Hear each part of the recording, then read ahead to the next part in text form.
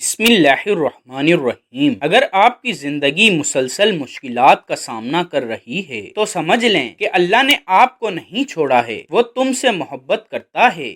وہی تکلیف جو آپ کو عاجز کرتی ہے آپ کو بھی بلند کرتی ہے۔ جب آپ اللہ سے امید رکھتے ہیں تو اس کی مخلوق آپ کو کبھی مایوس نہیں کرے گی۔ ہر اندھیری رات کے بعد ایک نئی راہ نکلتی ہے۔ صبر وہ کشتی ہے جو آپ کو طوفان میں لے جاتی ہے۔ اگر دل بے چین ہو تو سمجھ لو کہ اللہ بلا رہا ہے۔ مصیبتیں وہ چراغ ہیں جو اندھیری روح کو روشن کرتے ہیں۔ اللہ کے فیصلے سمجھنے کے لیے نہیں ہوتے بلکہ ماننے کے لیے ہوتے ہیں۔ تم سے جو چھین لیا ہے وہ بوجھ ہے، نعمت نہیں۔ زیادہ تر نعمتیں فوراً حاصل نہیں ہوتی، وہ بہتر وقت پر آتے ہیں۔ بعض اوقات خاموشی سب سے بڑا سبق ہوتی ہے۔ دل کا زخم اللہ کا دروازہ ہے۔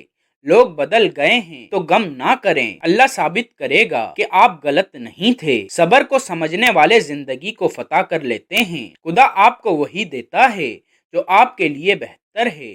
ہر آزمائش میں کوئی نہ کوئی برکت ہوتی ہے۔ اگر راستہ دشوار لگتا ہے تو سمجھ لیں کہ منزل قیمتی ہے۔ 3 بڑی آزمائشیں جن کے بعد تقدیر بدل جاتی ہے۔ نمبر 1، رزق کی کمی ہے۔ جب انسان کی روزی کم ہوتی ہے اس کی کوششیں بڑھ جاتی ہیں لیکن اس کے ہاتھ خالی رہتے ہیں تو یہ اس بات کی علامت ہے کہ اللہ اسے زیادہ رزق کے لیے تیار کر رہا ہے۔ نمبر 2، لوگوں کی بے وفائی ہے۔ جن سے آپ کو بڑی امیدیں ہیں وہ ان کو توڑ دیتے ہیں۔